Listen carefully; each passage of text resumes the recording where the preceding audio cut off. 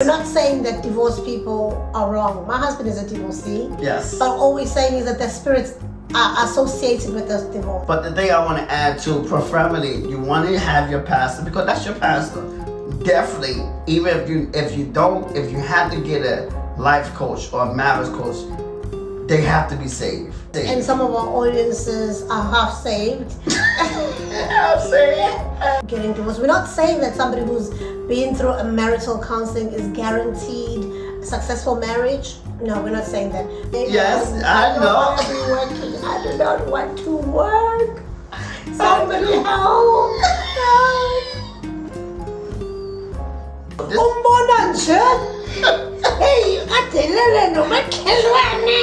Traveling is a waste of money. This is why, oh, I'm sorry.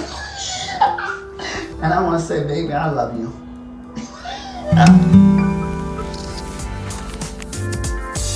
Let's chill. Hello, hola, sanibonani, namaste. Namaste. Welcome once again to another epic episode. Yes, where yes. we want to actually talk about pre-marital counseling. Counseling, yes. Mm-hmm. A major requirement, I believe, Yes, before you say I do, because many things go wrong when you don't sit in front, this is my belief, when you don't sit in front of somebody who's neutral, who's going to actually go through what we call uncharted waters. Those topics that we don't really want to talk about while we're dating, but they are so pretty, I don't know, I'm out of words, important. They are just so important.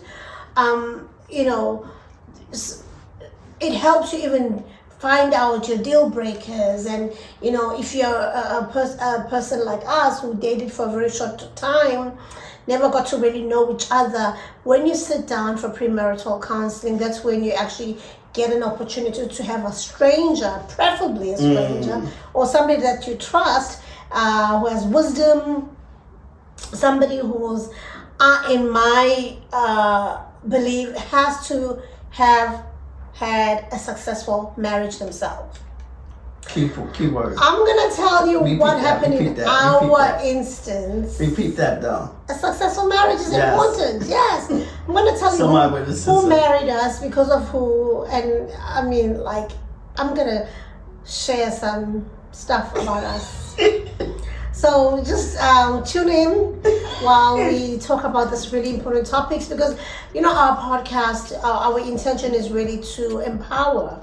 We want to, since we are married and we're a Christian couple, we believe we have to impart some of the mistakes that we went through to help you guys not to go through those mistakes. So this episode is for those who are married. It's never too late to go now for marital counseling. Those who plan on getting married, it's now mandatory. It's mandatory. To find a premarital counselor, who preferably somebody who knows what they're doing. Because some people out there say they're doing premarital counseling, but anywho, I'm not even there. So join us as we discuss these exciting topics. Yes. Because I do want to add, because you did say something that I would add on to that too, because you said someone that preferably know what they're doing. Yeah. And I would add on, not only know what it's best to whoever marry you, it should be your pastor that's marrying you. But what if pastor is not married? Hey, I'm about to get to that. Is divorced. Let me finish. I don't want no divorce. Let me finish. You're right, because we just talked about soul ties last week, and whatever problem that he might have, the reason why he's not married, I don't know, maybe the spouse, his wife, passed away or whatever, or husband passed. That's a different story. That's when a different the spouse story. has passed away. Yes. But if they got a divorce, if it's a divorce, then it's something that you should raise your eyebrows to. Yes. We're not saying that divorced people are wrong. My husband is a divorcee. Yes. But all we're saying is that their spirits are associated with this divorce. Yes. And we don't want them being laid on you. That's why I think I need to go through deliverance again. I believe you do. Yes. I need to break that. If it was not broken, then. Oh, okay. Yeah. I need to go. Just thinking about it, I need to go to deliverance again. Yeah, for sure. Because if it was not broken formally, then it's still there. Yeah, it's still there. You can deliver yourself. Yes, I agree. Yes. So I need to go through that again. Just thinking about it, like, hold on, that soul star still there. Yeah. Soul tie. Yes, that soul tie still there. So I need to break that. Yeah. Well, we believe it's not there in the name of Jesus. Yes. But just to be sure. Just to be sure. Yes, you're right. Just denounce divorce. Yes, denounce it. These things, they do like to repeat themselves. Yes, but the thing I want to add to, preferably, you want to have your pastor, because that's your pastor. So because that's your spiritual cover. That's your spiritual cover. So he or she should be the one that give you the marriage counseling, since they're the one that's married. But I understand sometimes, because there's a prerequisite.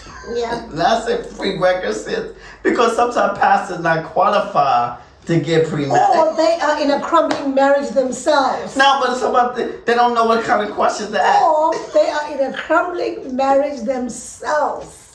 Yes, they don't know what to ask. Yes. They probably haven't done the training, I believe. The certification, yes. Even if it's not certification, as in you are qualified, by training yourself, doing like the right research so that you know the things that you should ask a marriage, a couple that's about to get married.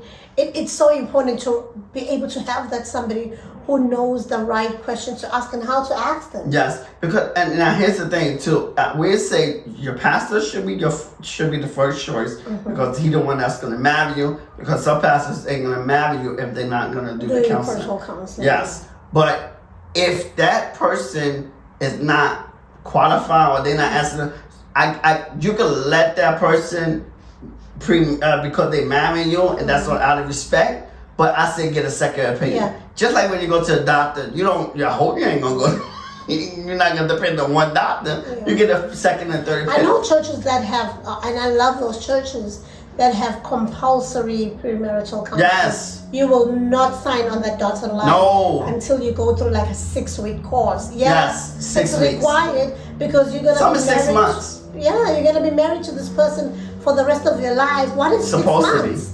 What is 6 weeks? Yes. If you sit through that and be able to answer each other's hard questions, then, it's not guaranteed that your marriage will be successful, but guess what? You have a good chance that your marriage will be successful, because at least during the marital counseling, that's when the skeletons are let out of the closet. And another thing I want on various topics. Yes, another thing I want to add on as well with the, like you said, pastor.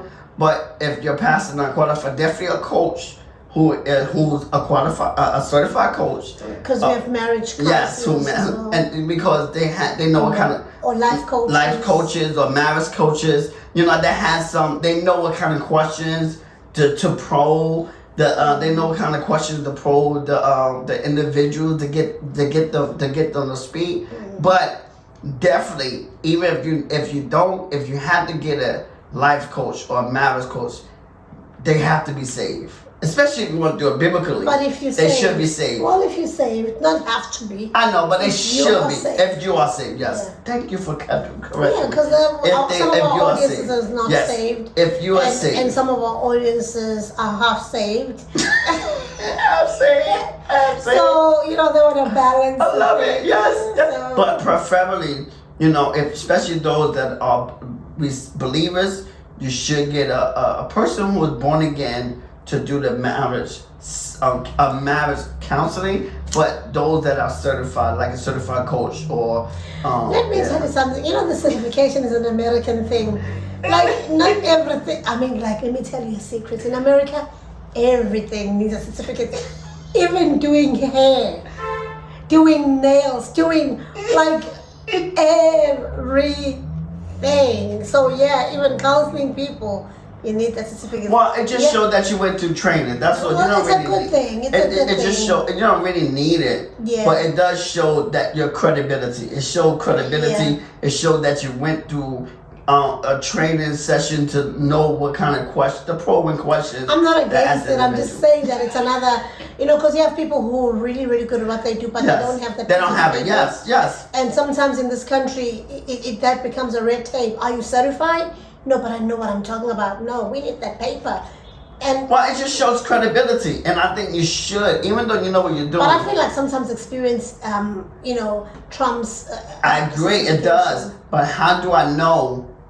You know what? You can get the certification, but I don't mean you have the experience. Right, and some people have just a piece of paper that mean nothing, but they don't know what they're doing. At least they know the kind of probing questions. They know what they ask, and as they continue to. Okay, so the bottom line is get somebody who knows. Yes, they know what they're doing. A certified, a coach, who been either definitely certified, but as well as if they have some experience. Check their track record.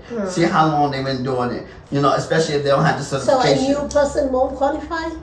I'm saying if they don't have their certification, you should check their track record, see how long they've been counseling, right. and what's especially if they did 10 or 15 or whatever. How did they couples?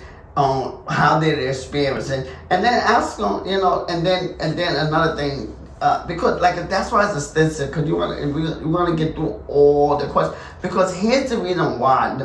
I think the main reason why you should do marriage counseling, because some people might ask, do you need to do marriage counseling before marriage? Do you need to do it before marriage? And to me, I think the main reason why you wanted marriage counseling, it helps you out to spot the red flags. Of course, definitely. Because during these counseling sessions, the coach or the marriage counselor gonna ask you questions that you didn't even think about. Yeah. Or maybe thought about because you were in like a honeymoon period. Yes, yeah. You are sugarcoating them. So if you get a really good marital counselor, they were able to uncover that sugarcoat. Yes. And really dig deep and ask the questions and try to encourage you to answer the questions, until the right answer comes out. Yes. Yeah. And that's why it's extensive, 6 weeks, 6 months, so that you go through or every week you go through everything, so that they're gonna ask all the probing questions, so that you're able to make the right decisions. Absolutely. And you're tired of being a divorce. In America, the divorce rate is 50%. Maybe higher. And you're right, or higher. Yeah. And the church is high. Oh yeah. It's over 50%. Christians don't play. Christians out divorce you. Yeah. They're over 50%. And they supposed to be, the Christians say they Christian, but you know what though? I do have to say this, because some of the Christians that classify into that 50%, they're not really. They like I said has. They're not even saved. They just classify as a Christian. Yes, but you got people that classify as a Christian, and you got to remember, all Christians is Baptist, Catholic. But there's a lot of mess that happens in the church. Yes, anyway. there's a lot of mess that happens. A lot of adultery, a lot of crazy stuff. So the reality is divorce is a reality. It is a reality. And in order for us as a church and as a people, we've got to empower each other on ways around getting divorced. We're not saying that somebody who's been through a marital counseling is guaranteed a successful marriage. No, we're not saying that. But what we're saying is at least go. Your chances is very high. Right, but also go into the marriage with both your eyes open. Because they say you fall in love, and when you fall, you close your eyes. So we don't want you to say, "Oops." What did I just do? Oops, yes. What did I just get myself into? Yes. Because you have a lot of that while you're married. Trust me, I know what I'm talking about. Anywho, so the question is, did we get marital counseling? Did we get marital counseling? Since we're telling the people that they must get marital counseling. Okay, you know what? Because I'm a coach now, I can say no. It wasn't done correctly. So that's an answer. Okay, yes, no because I know better now, and because I got my certification as a coach, and I understand the kind of question you should ask. So I would say Yes and no. No, because it wasn't really the right kind of question. We wasn't asked the right kind of questions to really dig deep into what we was getting into. So and that's what it now is really to uproot some things. Right. And ask you tough questions where you like, and where you like gotta ask, you ask it, and because both parties is there, and they're gonna ask you questions about all types of things, and you gotta answer it. And and sometimes that's why some people don't want to call, because like, man, I don't want to dig up my dirt or my. But that means if they don't want to go, that's a sign. That's a red flag. It's gonna show up in the marriage somehow, somewhere, and rather it shows up before you sign on the dotted line, and then after, because at least before you get married, you can still call off the wedding. And this is why you can still work on the issues that you think could be deal breakers in the marriage. And this is why we said no soul ties and do not have intercourse. Well, try not to. We're not saying do not. We're not dictating. Yes, you're right. Try not to, because you got to remember, I don't care if you've been dating for 6 months, a year, 2 years, and at this counselor session, something come up, and the marriage counselor said, I don't think y'all should get married or whatever, or this person don't want to go. You can say, oh well, you know what? I know we built a good relationship. I know we did, but this is a red flag, and so we got to separate. And you got to be honest. You got to be real and say, you know what, this is not going to work out. I know it was 6 months or a year or whatever we've been talking, but guess what? Because of this, because you don't want to go to the final thing, you know what's not going to work out, and you start over. Guess what? You got to understand. I heard somebody said this, that when you speaking to someone, sometimes it takes about 3 times before you find the real person. All right, so I hear what you're saying. So what do you think, why you think, okay, you already explained yes and no why, about our situation with premarital counseling, but where do you think we went wrong with our premarital counseling? Where we went wrong, I think, like I said, we should have went to a counselor, a person that was a coach, or someone that know what they're doing. A counselor that know what kind of questions that's going to get out of us.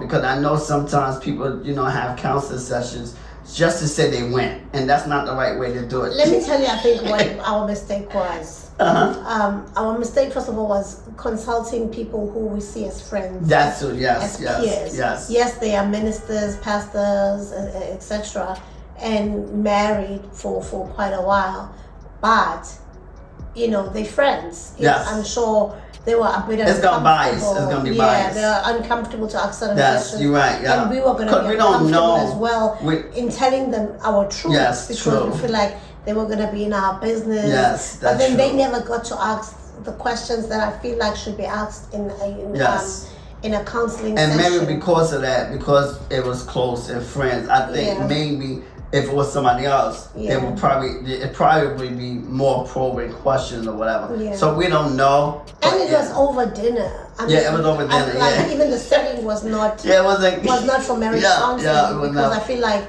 when it's marriage counseling, it should be like really intense. You in the room. And just like when I had notes and everything. Because when I had the counseling session with the people who I was married, I actually either went to their home or we did it in the church. And we actually sat down. We actually talked. We talk about marriage. We talk about different questions. So so definitely. So you've conducted counseling sessions? I sure did, and I come to more than one. And were you certified? Was I certified? Yeah.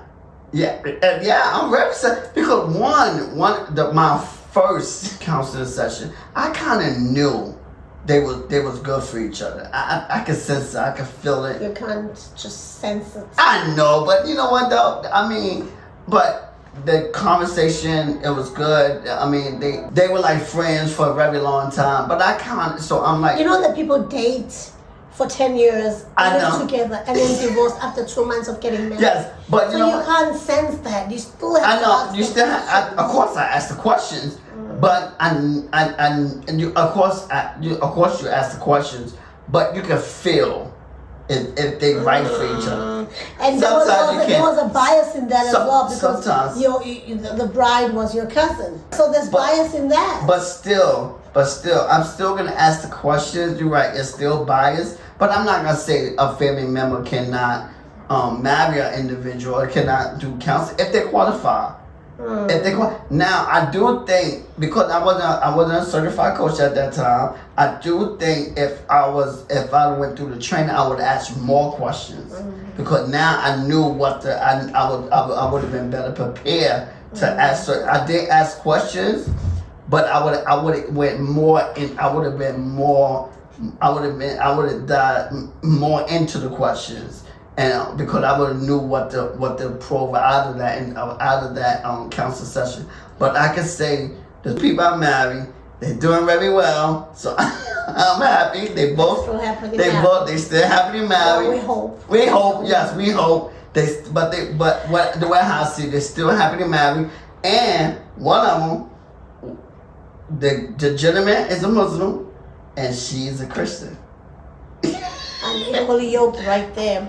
But I just told you. Yeah, but for me, it's still unequally yoked, because that's what the Bible says. No, yes. It don't say religion. We are not there.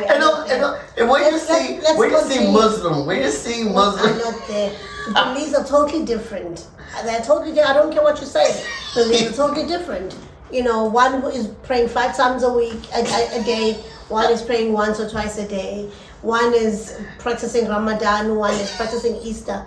It just doesn't, Yeah. Anyways. You said so. But I think it can work. But the Bible does say unequally yoked. It does say the end say, a believer with the non-believer. I get that. It does say. So why are you disputing it now? But because you're a woke pastor? No way. No.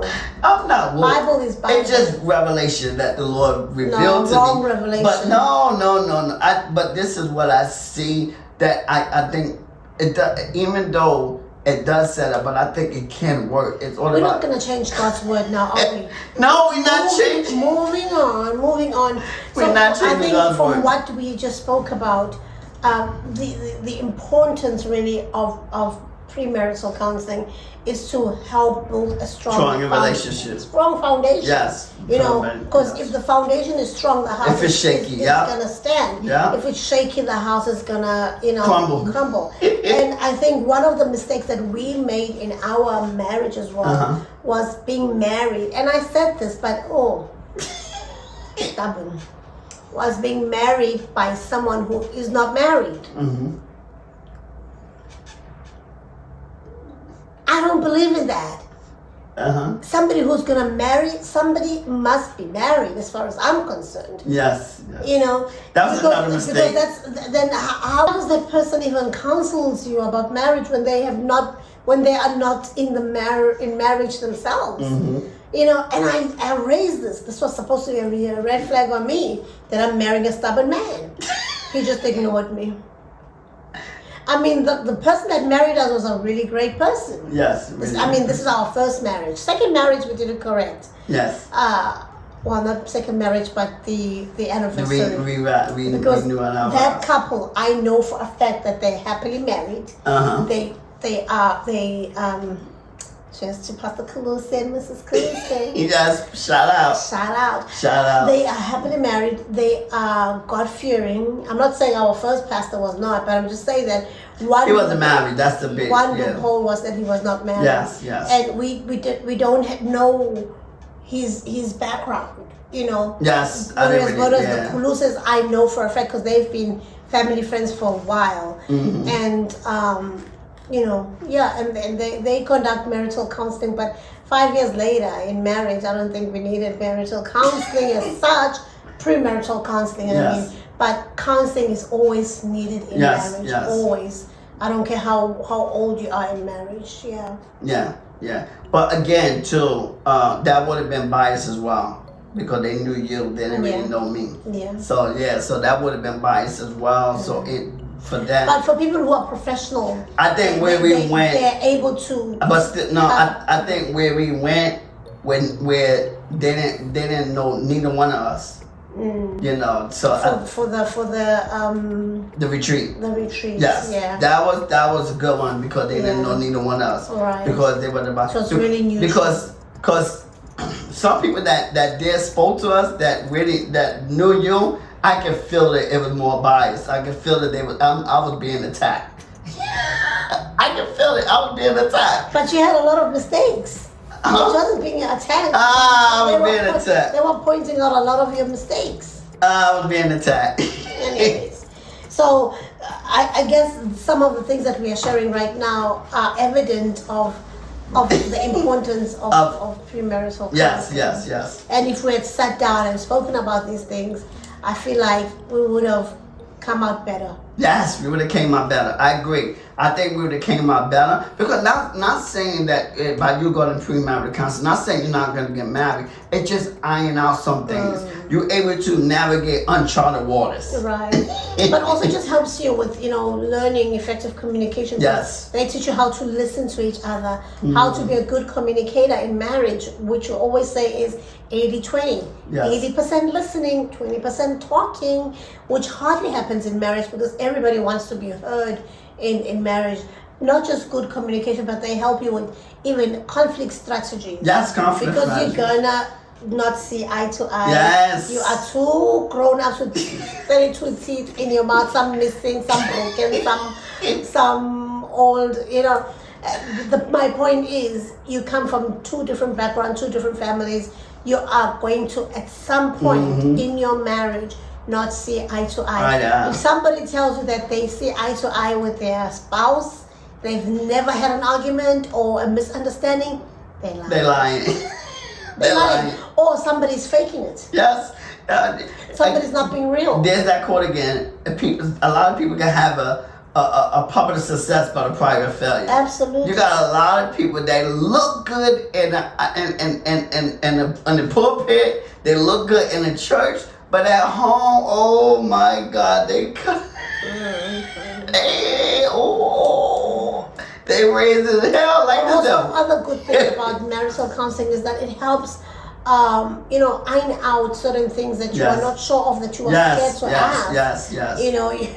Your potential partner, and also just navigate any complexities that may arise in marriage life, but also just give you an idea of what marriage is. Yes. Especially for couples that are getting into marriage for the first time. They really don't know what they're doing. Yes, they don't know what they're getting into. No, sir. It gets serious. It gets serious, yes. SHIT hits the fan. Yes. For real. I tell you, when people get the paperwork, it's like their mind goes to another level. But also, when you go through premarital counseling, give you a roadblock. It provides a roadmap. It provides a roadmap for you guys, so that you know what you're getting into. So so that's right. I think my big one is to help manage expectations. Yes. Because let's talk about this just a little bit. Okay. Our backgrounds and environments and how we grew up make us come in with different expectations into marriage. That's true. My belief is that my husband should be taking care of me. I believe that too. 100%. I believe that as well. But it's not. I believe that as well. I have to work as well. I don't want to work. I want to be a housewife. Yes. Like, cool. For now. We're working towards that. I know. I wanted to be a housewife from day one. Yes, I know. I don't want to be working. I do not want to work. Somebody help. So if this was spoken about in the beginning, I probably wouldn't go to marriage. I thought I was going to be a housewife. You know what I mean? A rich housewife. One that is just going shopping, going to the gym, taking the kids to school. That I want that life. Somebody's got my life. So help to manage expectations. Yes. So that's a really big one. At least somebody would have told me, Siza, wake up. Wake up. You're not marrying a millionaire. Wake up. Look at him. He just works for Amazon. Look at him.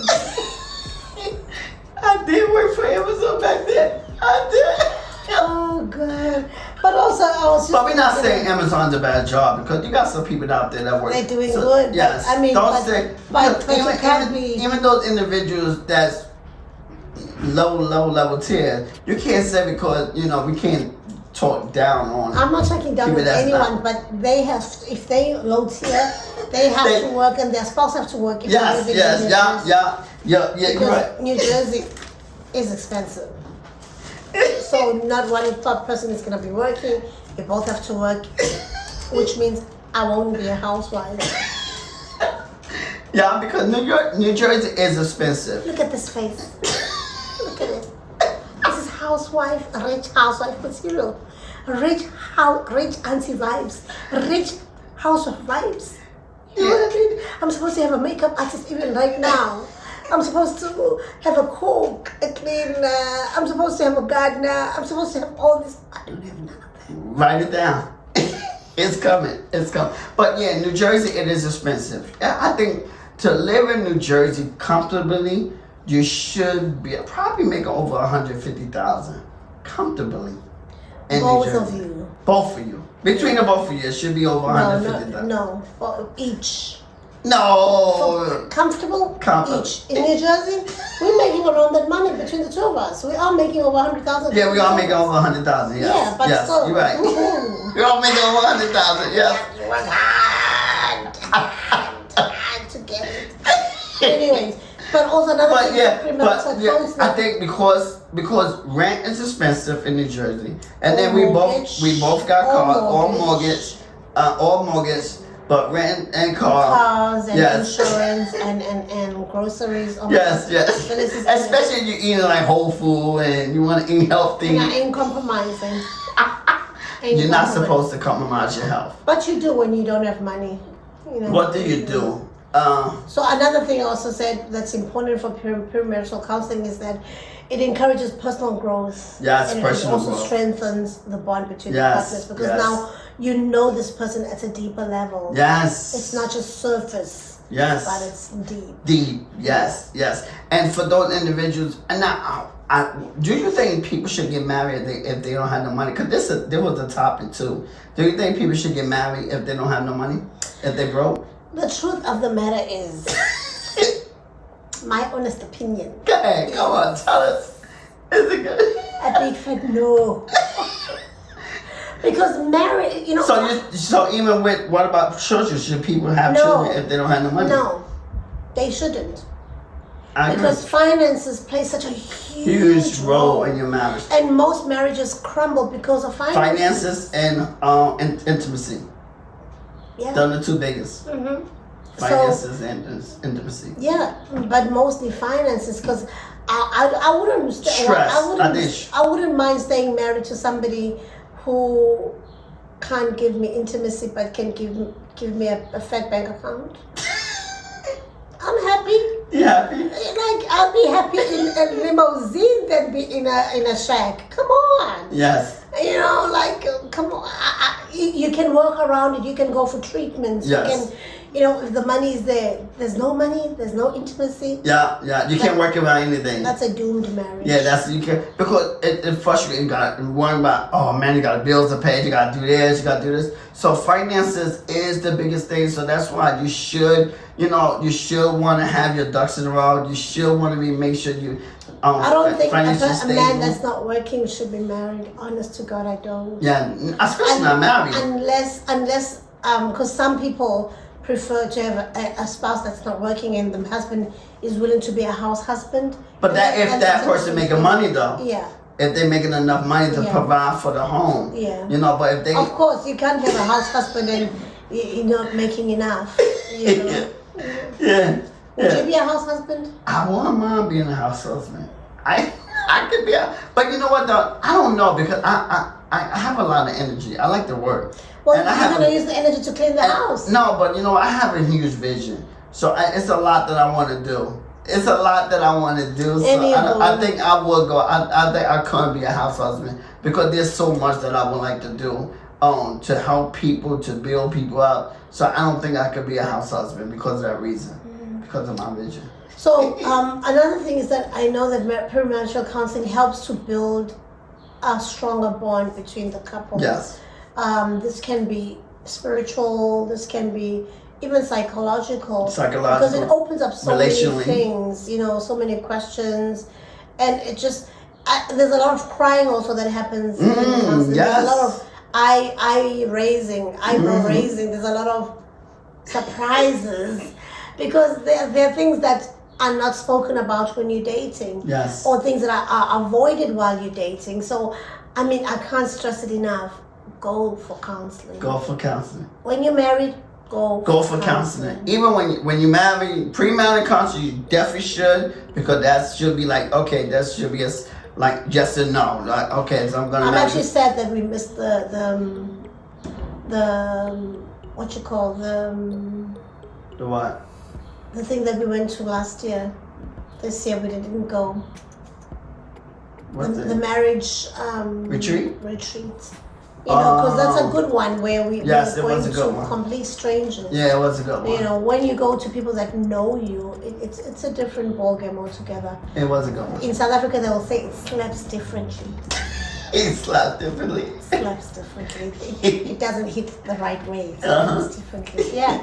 Because, you know, there are certain things that you're going to withhold. Yes, when you it's will people withhold. that you know. Because you feel like, oh, they're going to think this of me. Yes. They're going to think that of me. And it's more comfortable. This is why, as a good coach, this is something that I learned. A good coach make it welcoming, even though they know you. They make it welcoming where they feel comfortable to express themselves to you. Yeah. You know, where they can be vulnerable to you. You know, and so, you know, where, you know, and another thing too, if you're going to do counseling sessions, this is why it's very important to have a confidentiality agreement. Because if somebody you know and they sharing your business outside, so confidentiality is very critical when you're doing because it's like when you go to a therapist. You gotta sign all the different agreements. Why? I'm sharing my personal life with you. I don't want you to be taking my personal life to somebody. And you know, some pastors are really wrong. Yes, some pastors are really wrong. They take that to the pulpit and they. Yes, they take it to the pulpit. They preach about it, and so and so this. Hey, translation. You see her? She was sleeping with the neighbor. No names mentioned, but already you know. You already know, yeah. I just confessed. That's what you're doing. Yeah. Yeah, so. And he's looking your way.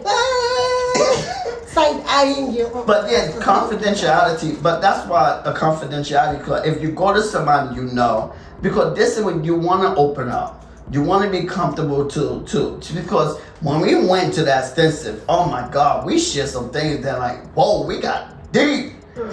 We got deep. We shared a lot of different things. We were there. So this is why, you know, but we. It was so good. It was so refreshing. Good, yeah. We came back so in love. It was as if it just renewed our vows. Yes. And then SHIT hit the fan again. A couple of weeks later. Life happens. Yeah, reality happens. Yes. Like, oh, get out my sight. But this is why you go often. That's why you never. Often. That's why you. It's just like I always say this. This is my quote. I wish next time you'd arrange it because now I'm the one who's always arranging. But this is my quote, and I say this for the council. Made it go over his head.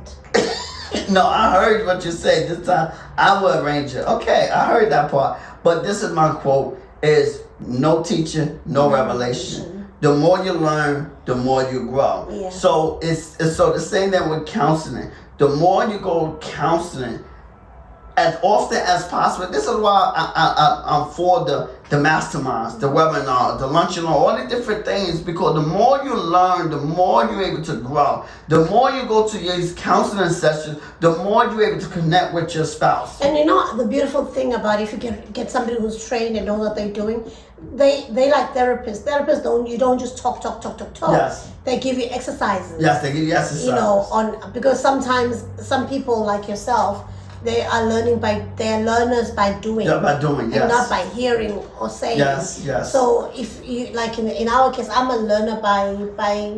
Yeah, you're a textual learner. A what? Textual learner. What's that? I mean, audio learner. Yeah, I listen. I but also you can learn by text, by reading. Reading, but by mostly reading. I. By audio. Yeah, because okay. Anyway, my point is, so when that happens, at least you get to you have an opportunity to actually pull out things that wouldn't necessarily come out just on a conversation, but through exercises. Yes. Then you get to know, okay, that you know, you learn how to trust the person. You probably become vulnerable as well to the process. And that's what about marriage can you build trust. Yeah. You know, so because I think that's the main thing. Without trust, without a marriage without trust is a dead marriage. It's a dead marriage, yes. So, you know, this is why we're gonna say you building that stronger bond. You address the potential challenges. You know, which is very, because we all might have some challenges. So you're addressing these potential challenges, because during these sessions, man, you know, like I said, you get vulnerable in this. Yeah. You even cry. I think we even shed a tear. We cried a lot. We cried a lot. We cried a lot. Because I mean, you're addressing things that develop empathy as well. Yes. You know, for your spouse, and just a deeper understanding of who they are, because they get to open up, really truly open up, on what's going on in their minds and hearts.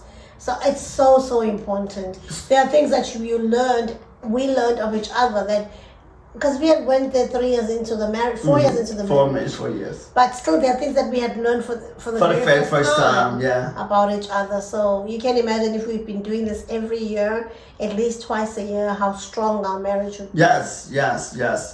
Because, like I said, you want to keep going. I think you should go marriage probably every 3 months. Yeah, there's nothing wrong. If you got the money to do it, you got the money to go to the master. And a lot of times, gotta understand, black folks, we are the biggest consumers in America. Yeah. So we got the money in the world. We are in the world. You're right. We are the biggest. But we don't prioritize. We prioritize a lot of nothing: clothes, sneakers, material things, cars, all the different things that's not gonna get. But we don't prioritize our education, mental health. We don't prioritize training, vacations. We don't.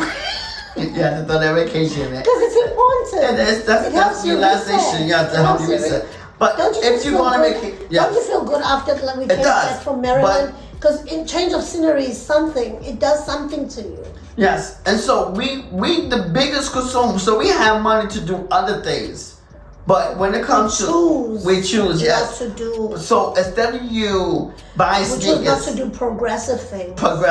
Yes. Things that's gonna help us grow. Things that's gonna help our marriage grow and be better. We get into debt for foolish things, for things that are foolish. It's just all about priority. Yeah, priority. Because I think premarital counseling is one of the key things that really should be emphasized. Yes. When people who are getting married.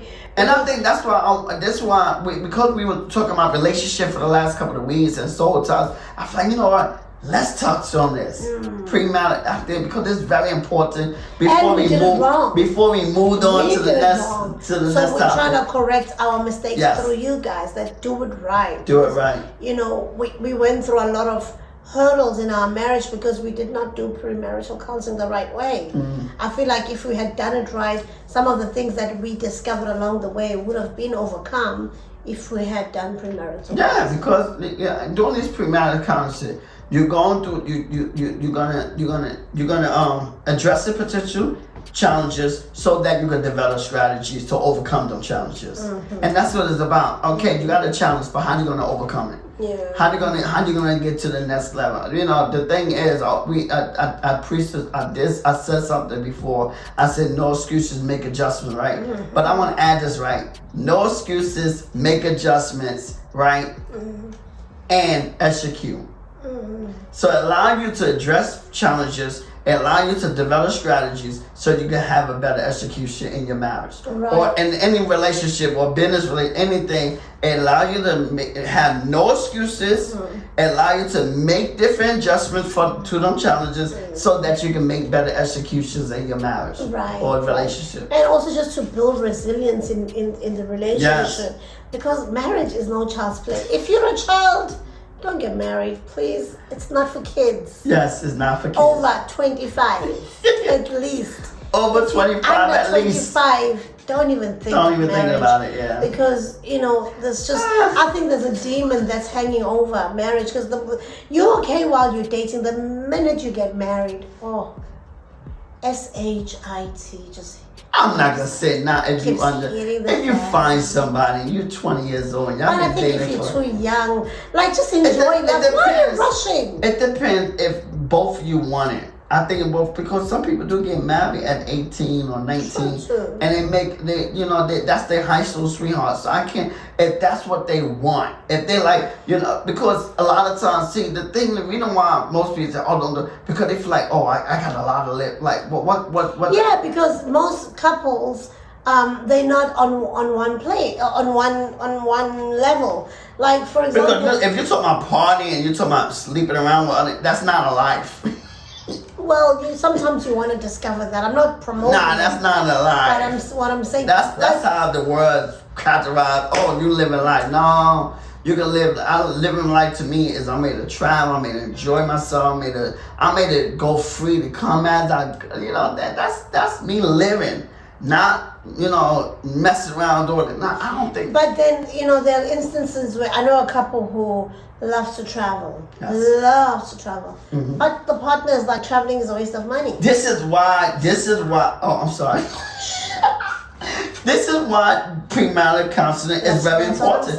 So that you need to get these questions out. Because, like I said, if you love to travel, your partner don't, and that's gonna stop you from doing certain things. That's gonna stop you from living life. Yeah. Now, because that's gonna frustrate you. That's gonna frustrate you because you can't live life together if both of you are on the same page. This is why you want to go through marriage counselors, because I know sometimes if you a foreigner, you someone that can we be real? Can we be real? Sometimes you want to rush to get married. Sometimes you want to rush to get married. You know what I'm saying? For the paperwork. You know what I'm saying? There's no lies detected. For the paperwork. No lies detected. For the paperwork, No lies detected. So, you know what I'm saying? But here's the thing, though. This is why it's very critical, because you can't, if both of you are on the same page, I don't care what age, 18, over the legal age to get married. How does the come in this conversation, because we're talking premarital counseling? Why are you throwing shade? Because we talking about people that should be. But we got married pretty quickly. Was it for the papers? Yes. No, it wasn't for the papers. So, it was for love. No, but I'm just saying, I just gave another example as well, besides people that get married for young, but pre-married, because there's a lot of reasons why people get married. Mm-hmm. People get married for a lot of reasons that, and that's up to them. Yes, I agree. If it's love based and you're planning on making it long term, then just follow the right steps. And do the premarital, because you don't want to be frustrated, because you gotta remember, you can still enjoy life. You can still live life with your partner who's stopping you, especially if you both like to travel, you like to do things, like to see people. Now, if you got an introvert, let's say if you got somebody that don't like to travel, then that means and you're outgoing and you like to travel, then he had to be okay to allow you to go and enjoy yourself, because you want to stay home. But in most instances, that won't happen, because now he's gonna think, you're gonna go and cheat. This, then that's not trusting, because if it's not my fault that you want to stay home. I wanna go out because I'm being frustrated. That's why marriages like that don't usually work out. Yes. Because things like that were not spoken about beforehand. You the introverts get frustrated that your extrovert spouse is always out, but that's what they are. That's how they were. You coming in now doesn't mean that they have to change who they are. Mm-hmm. Yeah, and so and back to the show that we like, Love is Blind. Mm-hmm. I like Love is Blind because you get to meet somebody. Mm-hmm. But that's not enough. Mm-hmm. Like I said, it's very important to not just meet somebody online and meet somebody like that, but also having a premarital discussion and counseling so that you're able to get out more questions before you get married. Because the way how to do it is most likely it's not gonna work, and that's why you see majority of the marriage that goes on that it don't work. It don't work. It's good that you fall in love at first sight, but once you get and start asking different questions and you start meeting somebody, then a lot of times But I like the concept because you get to communicate and you get to ask a lot of questions. You get to know the person before you see them. But that's just not enough. You have to because the beautiful thing about premarital counseling is that it addresses potential challenges as well. One wants children, one does not want children. One wants one. One says, I want 3. One says, I don't care if I have them or not. One says, well, if I don't have kids, then I don't want this marriage. Yes. And you forget the fact that God gives kids, for example. And if there's no kids coming out of the marriage, then people get frustrated and then end up divorcing. So there's a lot of reasons why you should sit down and talk about these hard things and go through these hard questions, because it also helps to avoid potential conflicts, or even how to address them when they arise. Yes. Because there are things that we take lightly, but they are very, very important. Very important. So, and this is what this podcast was all about. It's so that it bring awareness to a lot of issues, a lot of things that we go through in life, that we need to have more conversation like this, so that we don't make mistakes, so that we don't end up in getting a divorce, so that again, we gotta change the way how we think. We gotta change the way how we view things. I understand the words say one thing, but we gotta go back to basics, and we gotta do it the way how the Bible said do it. For those who are Christians, even you another denominations, they believe certain things as well. Some of the beliefs is from the Bible, so it's still on one accord, because a lot of other religions believe that you should not get married. You should not have intercourse before you get married. Yeah. So that's a basic principle that we should follow. But I know the society said, "Oh man, you gotta test it out. You ain't living life. You're not a man. You got 10 women. You mess with all these different things. You gotta have." Nah, man. Nah, that's not cool. So now we want to say this podcast was sponsored by Next Opportunity Window. Yes, y'all. We are. This is a powerful community where we're able to have deep discussions. We get able to connect with us. You could fellowship with other like-minded individuals, share your ideas. And so we just want to invite you, chillers, to join the Next Opportunity Window community, because we know that you have goals and dreams. You maybe have a goal to get married. You have goals to start a business. You have goals to, in your careers. We know you have goals and dreams, and we want to help you achieve them. So what are you waiting for? We are here to help you achieve your goals and your dreams. So I say, join us now, and let's make magic happen together. Because again, the best investment you can make is always in yourself. Absolutely. So why not bet on you today? Why not bet on you? And so today, we said bet on yourself. As well as we are launching your business masterclass. Is coming July 20th, Thursday, July 20th at 6 p.m. We said sign up. The link is in the description. If you are an inspired entrepreneur, you have an idea, you want to scale your business, we have a free masterclass, the Launch Your Business Masterclass, to help you get some ideas to show you some of the steps in what it takes to start a business. So we say join the masterclass so that you can begin to have some ideas and begin to start your business. That's what it's about, is to help you start your business and bring that idea to life. Who would say we did not plug you? That was a plug.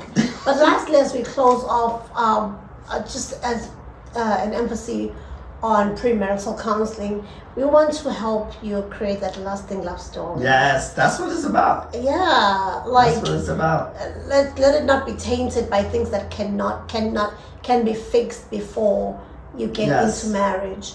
And then even when you're in the marriage, you are now coming in with tools that will help you to overcome whatever that comes your way. Because when you go through premarital counseling, you are given tools, you are given techniques, you are given strategies on how to actually overcome certain things in the marriage. And marriage takes time, it takes effort, it takes work. Yes. So like I said, it's not for children.